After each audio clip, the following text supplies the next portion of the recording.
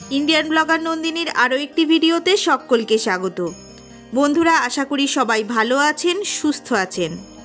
ভগবান শ্রীকৃষ্ণ এবং রাধারানীর অশেষ কৃপা পেতে কমেন্ট বক্সে অবশ্যই লিখুন জয় শ্রীকৃষ্ণ, রাধে রাধে। আজকের পর্বের বিষয় হলো এই বছর অর্থাৎ 2025 সালে বাংলার 1432 বঙ্গাব্দে উৎপন্না একাদশীর ব্রত কবে অনুষ্ঠিত হতে চলেছে। জেনে নেব ব্রত মাহাত্ম্য, জানব উৎপন্না একাদশীর সম্পূর্ণ সময়সূচি পঞ্জিকা অনুসারে।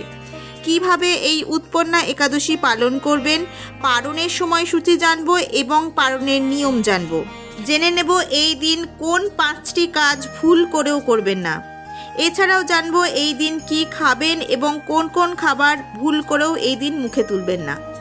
এই সব কিছুই জেনে নেব আজকের এই পর্বে। মূল পর্বে যাব তার আগে ইন্ডিয়ান ব্লগার নন্দিনী চ্যানেলটিকে সাবস্ক্রাইব করে পাশে থাকা বেল আইকনটি প্রেস করার অনুরোধ রইল, যাতে সকল ভিডিওর নোটিফিকেশন আপনারা খুব সহজেই পেয়ে যান। চলুন শুরু করা যাক আজকের ভিডিও। উৎপন্না একাদশীর দিনে ভগবান বিষ্ণুর অবতার দেবী একাদশীর জন্ম হয়েছিল, তাই এই দিনটিকে উৎপন্না একাদশী বলা হয়। বিশ্বাস করা হয় যে দেবী একাদশী ভগবান বিষ্ণুর কাছ থেকে অসুর মূঢ়কে বধ করার জন্য আবির্ভূতা হন।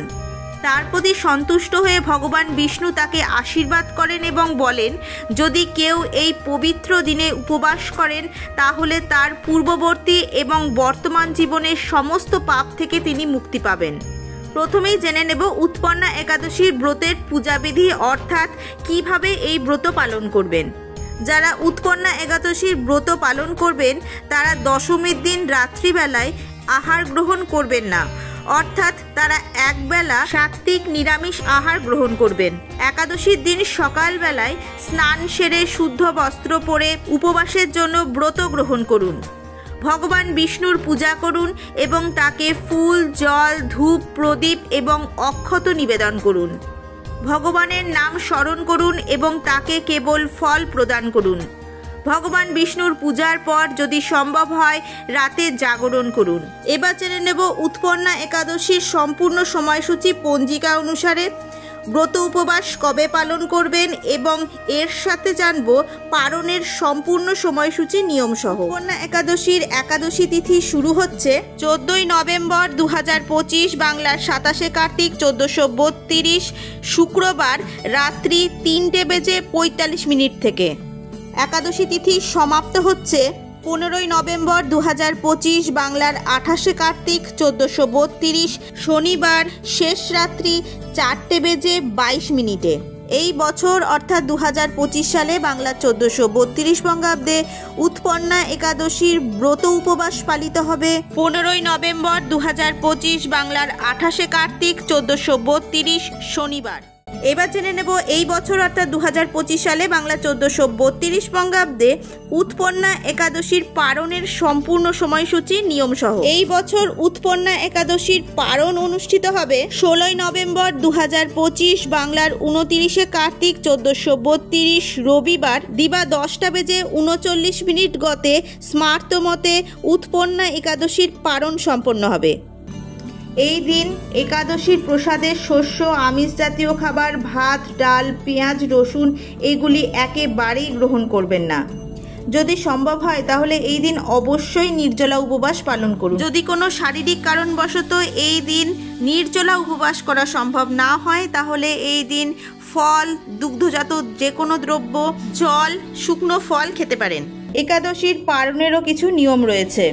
এই উৎপন্না একাদশীর উপবাস দ্বাদশীতে অর্থাৎ একাদশীর পরের দিন পারণ প্রক্রিয়ার সময় শস্য প্রসাদ গ্রহণের মাধ্যমে শেষ হয়। প্রতিটি দ্বাদশীর জন্যই আলাদাভাবে গণনা করা পঞ্জিকা অনুসারে নির্দিষ্ট সময়ের মধ্যেই পারণ প্রক্রিয়া সম্পন্ন করতে হবে।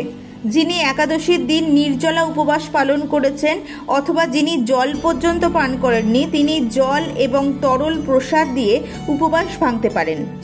যারা একাদশীর দিন কেবলমাত্র জল পান করে উপবাস করেছেন তারা ফলের প্রসাদ খেয়ে এই দিন উপবাস ভাঙুন। সর্বশেষে যারা ফলাহার করেছেন এবং যারা একাদশীর দিন ফল খেয়ে উপবাস করেছেন তারা শস্যের প্রসাদ খেয়ে উপবাস ভাঙুন। একাদশীর দিন শ্রীকৃষ্ণকে সন্তুষ্ট করার জন্য দান করলে অধিক উপকার পাওয়া যায়। এই একাদশীতে আপনারা আপনাদের পরিবারের নামেও দান করতে পারেন। এই দিন আপনারা শ্রীহরির কৃপা লাভ করতে অবশ্যই হরে কৃষ্ণ নাম জপ করুন এবং নিজেদের সাধ্য অনুসারে গরিব দুস্থদের দান করুন। এবার জেনে নেব উৎপন্না একাদশীর দিন কোন 5টি কাজ ভুল করেও করবেন না। উৎপন্না একাদশীর দিন তুলসী পাতা একেবারেই ছিঁড়বেন না। এই দিনে ভগবান বিষ্ণুর জন্য এবং তুলসী গাছের জন্য প্রদীপ প্রজ্বলন করুন। এই দিন বিশেষ করে কোনো আমিষ খাদ্যদ্রব্য একেবারেই গ্রহণ করবেন না। এই দিনে মাংস এবং অ্যালকোহল একেবারেই এড়িয়ে চলুন।